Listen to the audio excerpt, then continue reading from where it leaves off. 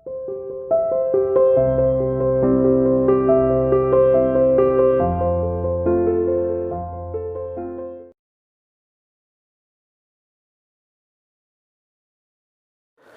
students, welcome to CR International School online classes. Dear student, today we'll discuss lesson number 10 GST part number 2 revision. Dear students, इस part पिछली videos के अंदर हमने आपको GST के regarding में बताया था क्या होती है GST, meaning, feature etcetera, means regarding of the introduction theory of the GST. आज हम इसकी जर्नलिज्म एंट्री आपको समझाएंगे और फिर लेसन कंप्लीटेड हो जाएगा. बहुत ईजी लेसन है. कुछ हम नेक्स्ट वीडियोज के अंदर कुछ इसके क्वेश्चंस करेंगे. तो देखिए, आज केवल आपने जो फोकस करना है डियर स्टूडेंट्स, वो केवल इसकी जर्नलिज्म एंट्रीज को करना है. अगर ये आपको समझ में आ गई, आई होप दैट पूरा लेसन आपके पास होगा. तो देखिए आज इन एंट्रियों को कैसे, और देखिए प्लीज, कल भी मैंने 4 एंट्रीज को बताया था, एक बार फिर दोबारा रिपीट पे डालता हूं. The journal entries regarding of GST. सुनना ध्यान से. फॉर्मेट आप का जानते हैं, date, particulars, LF and date, particulars, LF, debit side and the credit side. Okay students, तो देखिए अब मैं आपको जो समझाने जा रहा हूं ये तो फॉर्मेट होगा. सबसे पहले मैं गुड्स परचेज करता हूं, मैं माल खरीदता हूं. खरीदूंगा तो जीएसटी लगेगी, बेचूंगा तो जीएसटी लगती है. तो देखिए, लेकिन जीएसटी डियर स्टूडेंट्स एक बार ही हम उस वस्तु पर जीएसटी लगाते हैं. बार बार लगाएंगे तो फिर टैक्स ऑन टैक्स हो जाएगा, और टैक्स ऑन टैक्स से बचने के लिए ही तो जीएसटी को एप्लीकेबल किया गया. सुनिए, नंबर 1, मैंने माल खरीदा तो एंट्री परचेज अकाउंट डेबिट. आप खुद कहते हैं परचेज अकाउंट डेबिट होता है, और इसके ऊपर जो जीएसटी लगेगी, अगर स्टेट की स्टेट में है तो वर्ड आएगा इनपुट सीजीएसटी और इनपुट एसजीएसटी. तो हमें जैसे फॉर एग्जांपल सुनना ध्यान से, 1 लाख का माल खरीदा, 5% जीएसटी लगती है, तो 1 लाख 2,500 तो रुपए कितने देने पड़ेंगे? हमें रुपए पेड करने पड़ेंगे टू बैंक, या तो नगद देंगे या टू क्रेडिटर, उस लेनदार का नाम लिख देंगे. This entry number first. 1 lakh का माल खरीदा था, 2,500 रुपये ये होगा, 2,500 ये होगा. अगर मान लेते हैं दूसरे स्टेट में, तो इसके जगह वर्ड हो जाएगा इनपुट IGST और होल अमाउंट लिख देंगे 5,000 का 5,000. First entries clear. अब चलिए नेक्स्ट एंट्रीज की तरफ बढ़िए. नंबर 2, परचेज का जो रिवर्स होता है वो सेल होती है. परचेज अगर डेबिट है तो सेल्स क्या होगी? क्रेडिट होगी. मेरे पास रुपए आएंगे, बैंक अकाउंट डेबिट, ध्यान देना, या डेटर उधार है तो टू सेल अकाउंट, जितने का माल, आउटपुट सीजीएसटी, आउटपुट एसजीएसटी, और दूसरे स्टेट में चलेगा तो आउटपुट आईजीएसटी. दोनों एंट्री क्लैरिफाइड हो गई, आपको अच्छी तरह समझ में आ गई. फर्स्ट एंट्री परचेज के रिगार्डिंग में थी, दूसरी सेल्स के रिगार्डिंग में थी. अब तीसरी एंट्री की तरफ चलते हैं. तीसरी एंट्री क्या है? परचेज का रिवर्स क्या होता है? परचेज रिटर्न होता है.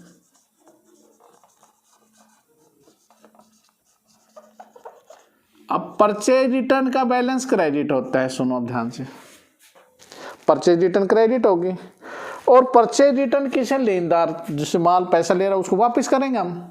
तो हमारी एंट्री होगी creditor account debit to purchase return, और उसके बाद इनपुट सीजीएसटी, इनपुट एसजीएसटी, देखो इनपुट होते ही भी वहां डेबिट की जगह क्रेडिट आ गई, क्योंकि माल वापस जा रहा है तो उसकी सीजीएसटी एसजीएसटी भी रिटर्न वापस हो जाएगी। जितने भी परसेंट का माल वापस गया आपका 10,000 का 5% है तो 500 हो जाएगा, 250 के हिसाब से हो जाएंगे तो 10,500 आ जाएगा। तो this is the purchase return. अब देखिए नेक्स्ट सेल्स रिटर्न।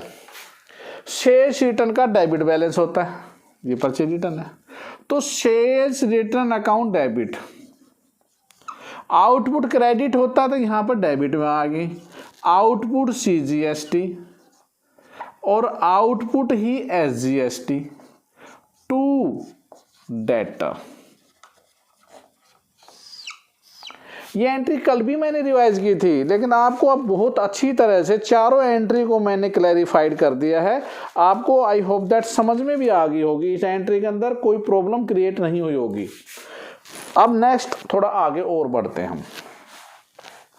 चारों एंट्री करने के बाद नेक्स्ट फिफ्थ, हमने फिक्स्ड एसेट्स परचेज की।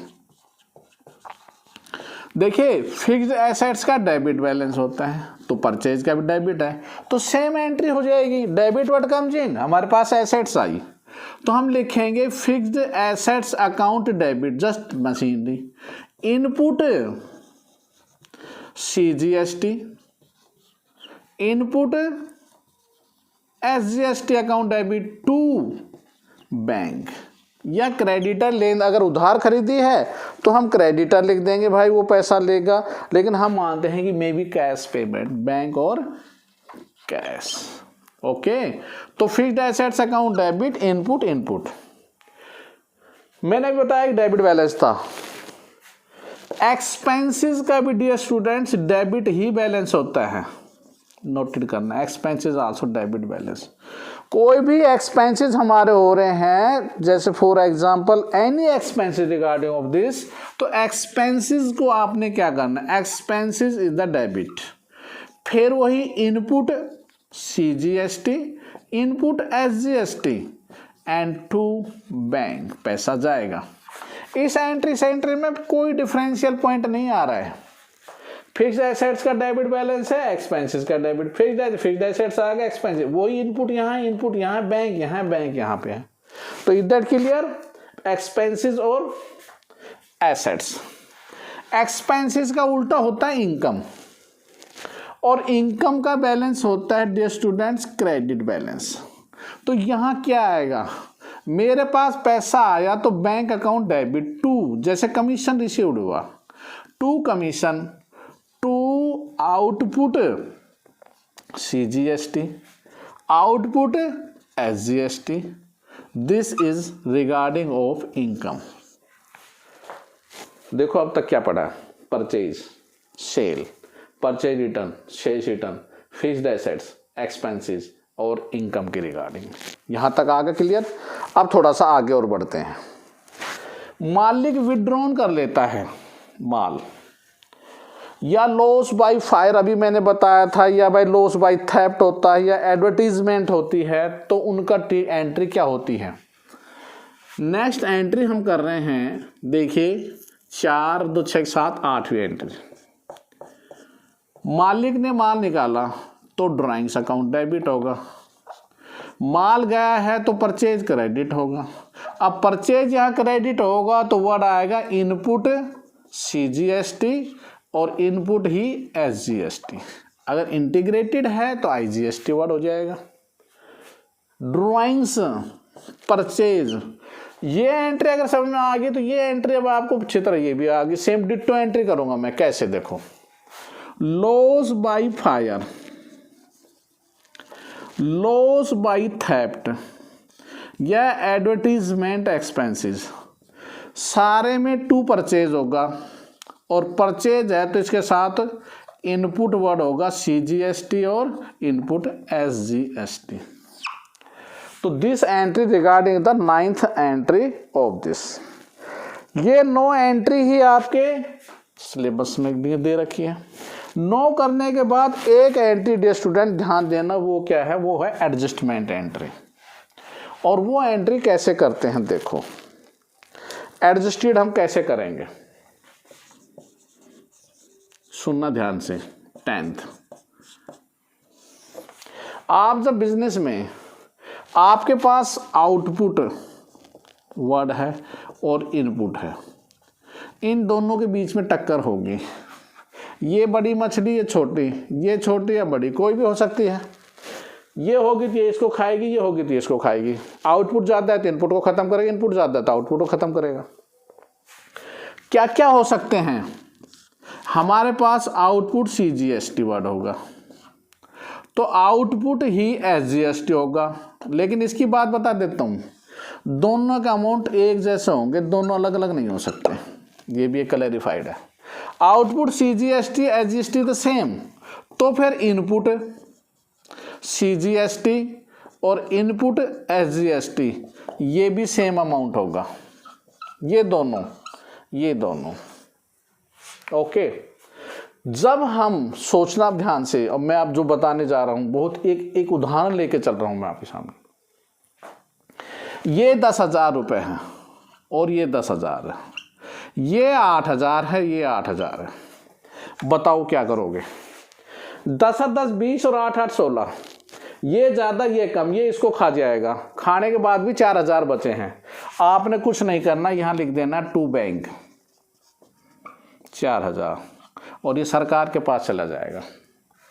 एंट्री क्या हुई? Output CGST account debit, output SGST account debit, to input CGST, to input SGST और टू बैंक। ओके। कई अब कह रहे हैं कि सवाल का अगर सर ऐसा हो जाए,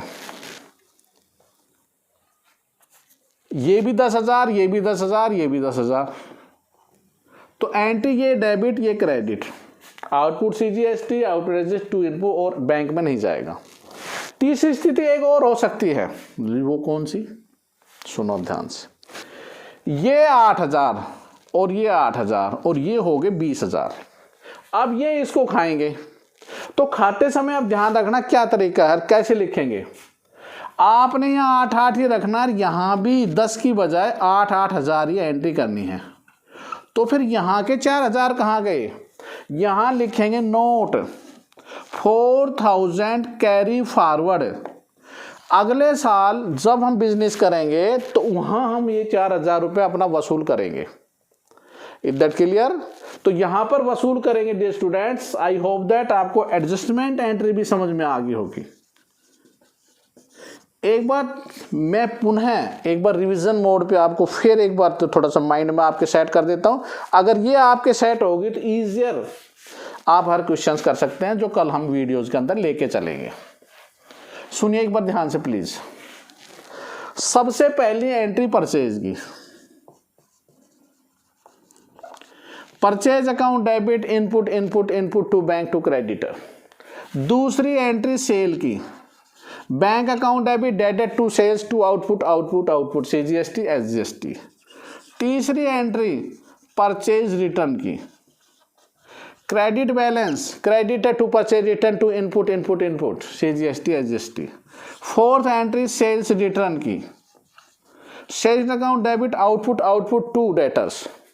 फिफ्थ एंट्री फिक्स्ड एसेट्स की, यहाँ मैं फिक्स्ड एसेट्स और एक्सपेंसिव दोनों को लिखकर यहाँ लिख देता हूँ डेबिट, और डेबिट को डेबिट से यहाँ जोड़ता हूँ मैं। परचेज का भी डेबिट बैलेंस होता है, ditto entry. Fixed assets input input to bank, expenses input input to bank.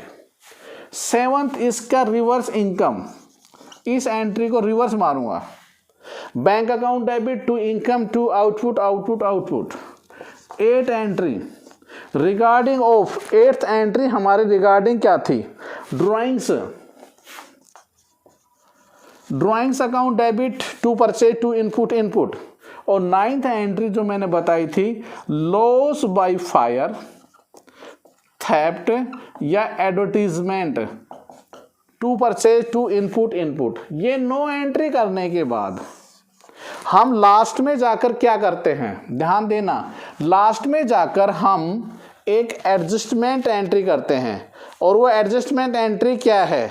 Adjustment entries are here, output और इनपुट की टक्कर होगी, कौन सा ज़्यादा है? आउटपुट ज़्यादा है, इनपुट को खा जाएगा, टू बैंक हो जाएगा। बराबर है तो आउटपुट इनपुट बराबर लिख देंगे, लेकिन जिसमें इनपुट ज़्यादा है आउटपुट का है तो फिर हम वही अमाउंट लिखेंगे जो आउटपुट के पास होगा, बाकी कैरी फॉरवर्ड होगा।